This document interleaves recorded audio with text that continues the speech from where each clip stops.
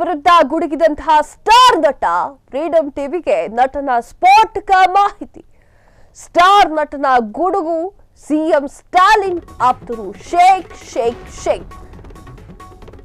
ಹಿಂದಿಯನ್ನ ಓಲೈಸಿಕೊಂಡು ಸ್ಟಾಲಿನ್ಗೆ ಗುದ್ದು ನೀಡುತ್ತಾರೆ. ಹಿಂದಿಯಿಂದ ಹಣ ಬೇಕು, ಆ ಭಾಷೆ ಬೇಡ್ವಾ? ಇದು ಯಾವ ತರ್ಕ ಸ್ವಾಮಿ ಅಂತ ಹೇಳಿ ವಾಗ್ದಾಳಿಯನ್ನು ನಡೆಸಿದ್ದಾರೆ.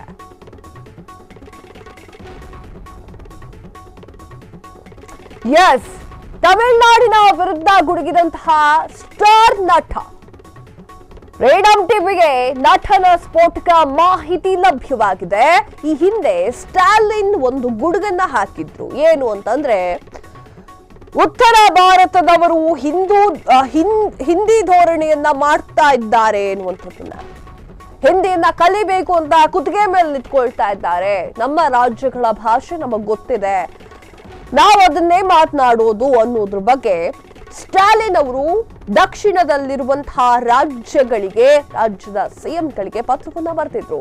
ಎಲ್ಲರೂ ಕೂಡ ಒಗ್ಗಟ್ಟಾಗಿ ನಿಂತ್ಕೋಬೇಕು ಹಿಂದೆ ವಿಚಾರವಾಗಿ ಅನ್ನೋದ್ರ ಬಗ್ಗೆ.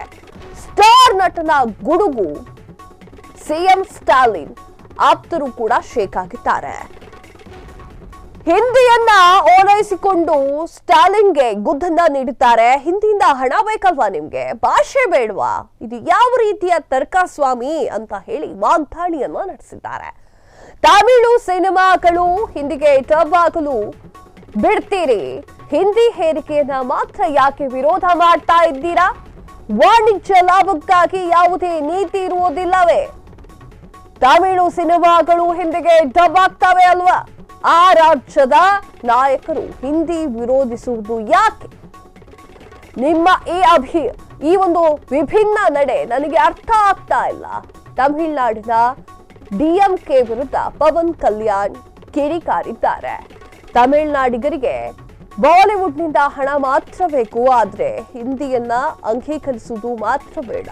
ಇದೆಂತಹ ತರ್ಕ ಸ್ವಾಮಿ ಅಂತ ಹೇಳಿ ತೆಲುಗು ಪವರ್ ಸ್ಟಾರ್ ಪವನ್ ಕಲ್ಯಾಣ್ ಮಾತನಾಡಿದ್ದಾರೆ.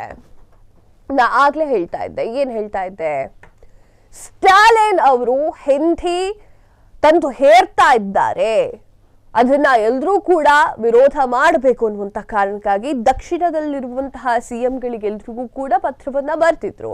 ಎಲ್ಲರೂ ಕೂಡ ಒಗ್ಗಟ್ಟಾಗಿರ್ಬೇಕು ಅಂತ. ಅದಕ್ಕೀಗ ಪವನ್ ಕಲ್ಯಾಣ್ ಅವರು ರಿಟರ್ನ್ ಉತ್ತರವನ್ನ ಕೊಟ್ಟಿದ್ದಾರೆ. ವಾಣಿಜ್ಯ ಲಾಭಕ್ಕಾಗಿ ಯಾವುದೇ ನೀತಿ ಇರೋದಿಲ್ಲವೇ ಅನ್ನುವಂಥದ್ದನ್ನ, ಹಾಗೆ ಹಿಂದಿ ಹೇರಿಕೆಯನ್ನ ಮಾತ್ರ ಯಾಕೆ ವಿರೋಧಿಸ್ತಾ ಇದ್ದೀರಾ? ತಮಿಳು ಸಿನಿಮಾಗಳು ಹಿಂದಿಗೆ ಡಬ್ ಆಗಲು ಬಿಡ್ತೀರಾ ಅಲ್ವಾ? ತಮಿಳು ಸಿನಿಮಾಗಳು ಹಿಂದಿಗೆ ಡಬ್ ಆಗ್ತಾ ಇದೆ ಅಲ್ವಾ? ರಾಜ್ಯದ ನಾಯಕರು ಹಿಂದಿ ವಿರೋಧಿಸೋದು ಯಾಕೆ ಅನ್ನೋದ್ರ ಬಗ್ಗೆ ಪವನ್ ಕಲ್ಯಾಣ್ ಅವರು ಹೇಳಿದ್ದಾರೆ. ಎಸ್, ಹೌದು, ಆದರೆ ಸಿನಿಮಾಗಳನ್ನ ಡಬ್ ಮಾಡ್ಕೊಳ್ಳೋದು ಬೇರೆ ಪವನ್ ಕಲ್ಯಾಣ್ ಅವರೇ.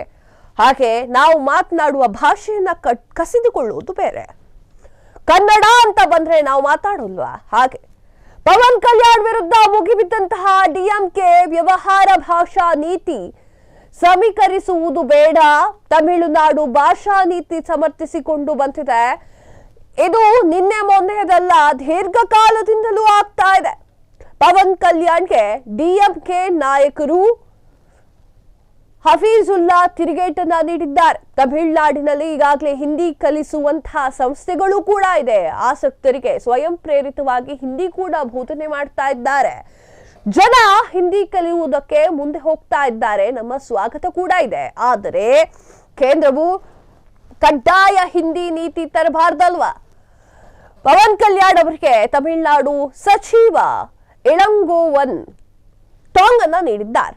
ದಕ್ಷಿಣ ಭಾರತದಲ್ಲಿ ಹಿಂದಿ ಪ್ರಚಾರದ ಅವಶ್ಯಕತೆ ಇದೆಯಾ? ಪವನ್ ಕಲ್ಯಾಣ್ ಬೆಂಬಲಕ್ಕೆ ನಿಂತ ಬಿಜೆಪಿ ನಾಯಕರು. ಎಸ್, ಕ್ಷಣ ಕ್ಷಣದ ಸುದ್ದಿಗಳಿಗಾಗಿ ಫ್ರೀಡಂ ಟಿವಿ ಸಬ್ಸ್ಕ್ರೈಬ್ ಮಾಡಿ, ಲೈಕ್ ಮಾಡಿ ಹಾಗೂ ಫಾಲೋ ಮಾಡಿ. ಹೊಸ ಸುದ್ದಿಗಳ ನೋಟಿಫಿಕೇಶನ್ಗಾಗಿ ಬೆಲ್ ಐಕಾನ್ ಮೇಲೆ ಕ್ಲಿಕ್ ಮಾಡಿ.